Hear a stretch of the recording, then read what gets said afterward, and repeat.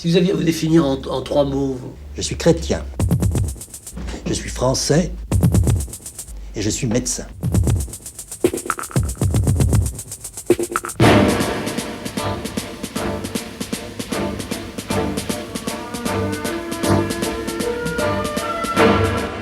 qu'est-ce que c'est qu'un clip vidéo?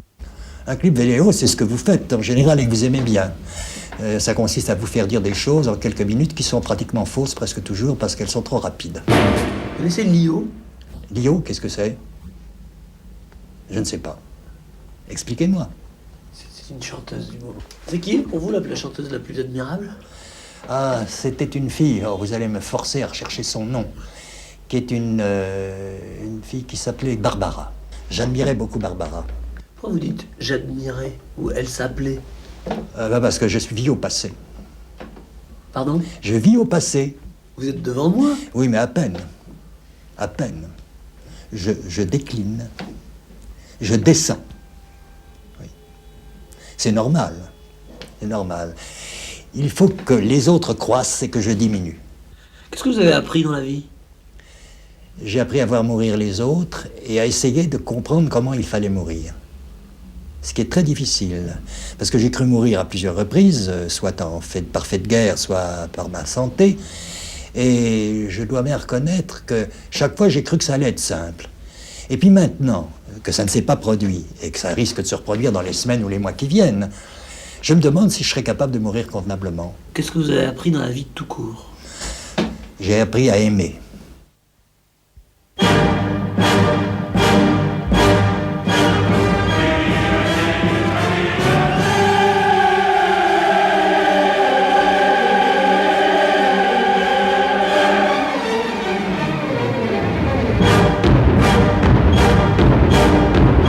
C'est la prise de parole, enfin, qui est une période dans laquelle je me suis trouvé très seul, très isolé, où j'étais professeur et je n'étais suivi par aucun de mes collègues.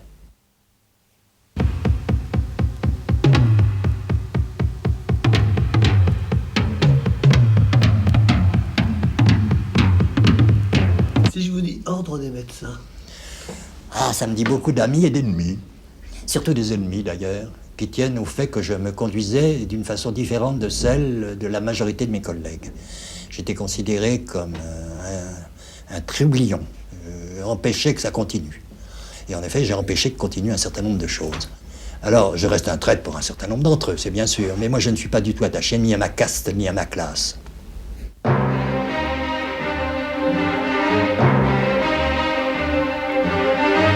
Bobigny, ça me dit quelque chose de douloureux, hein. Parce que quand je suis allé à Bobigny pour témoigner en faveur d'une petite fille qui s'était fait avorter à 16 ans, à 15 ans même, 15 ans et demi, j'ai été l'objet de haine de la part de l'ensemble du corps médical. Parce que c'était interdit. On n'avait pas le droit de parler de ces choses-là. Et on n'avait pas le droit de défendre une fille qui souffrait. Et j'ai vu mourir trop de filles, après un avortement sceptique, pour ne pas me lancer au moment de Bobigny, pour empêcher que ça continue. Alors, le général de Gaulle m'avait dit un jour, « Naturellement, vous aimez mieux les femmes que la France. » Je lui ai dit, « Oui, je préfère les femmes à la France. » Vous parlez souvent de lui, hein? Et je l'aimais beaucoup. Je l'admirais beaucoup, plutôt. Hein. Je parle beaucoup de lui parce que ça a été le grand homme de notre génération sur le plan politique. C'est le seul qui avait compris et qui a osé le dire.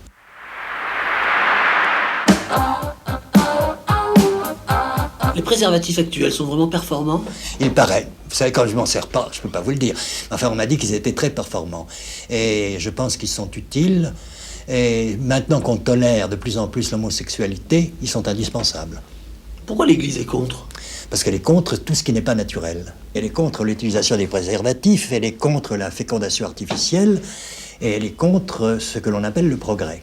L'Église a une position qui est une position doctrinale, le dogme. Et puis alors, moi j'ai une position d'homme vivant.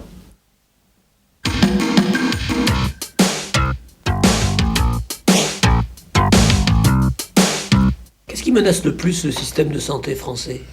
Le manque d'argent et le manque de personnel. La santé coûte trop cher. Vous allez voir ce qui va se passer dans les semaines qui viennent. On va être obligé de réduire les frais de santé. Alors ce sera aux dépens de qui? Il ne faut pas que ce soit aux dépens des plus humbles. il faut que ce soit aux dépens des plus âgés. Je peux le dire d'autant plus facilement que je suis un vieillard. Il faut savoir, à un moment donné, s'arrêter. Dans l'intérêt des malades, dans l'intérêt de sa famille et dans l'intérêt du budget de la nation. Parce que la sécurité sociale est ce qui coûte le plus cher en France. Mais on n'a pas le droit de la supprimer. Mais après tout, c'est un choix de société. Et surtout, ce qu'il y a d'admirable actuellement dans ce pays, c'est que ces soins peuvent être donnés à tout le monde. Ça risque de ne pas durer, c'est ça qui m'inquiète.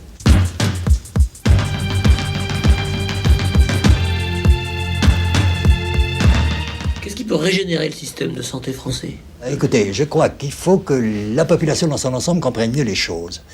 Que ceux qui assurent notre survie grâce à la sécurité sociale, grâce aux mutuelles, soient infiniment encore plus responsables et comprennent que leur rôle est capital dans l'aide au développement de la prévention. Et puis troisièmement, il faut que les médecins eux-mêmes prennent conscience de ce qu'ils sont et de ce qu'ils doivent devenir. Or, ce que vont devenir les médecins, il est bien certain que la médecine va être de plus en plus socialisée, et de plus en plus, il n'y aura plus de médecine libérale au sens propre du terme, ce qui n'est pas toujours bon. Mais les médecins doivent pouvoir conserver des sujets avec lesquels ils ont des contacts directs, car nous ne sommes pas faits, nous, médecins, pour tous les malades. Et on est appelé à soigner des gens qui vous aiment et pour lesquels vous n'avez pas une sympathie particulière. Alors il faut faire tout ce que l'on peut pour les aimer. Moi, je vous pose une question économique et vous me faites une réponse affective. Absolument, parce que je ne peux pas faire autrement. La réponse économique, elle est évidente. On ne pourra pas continuer comme ça longtemps.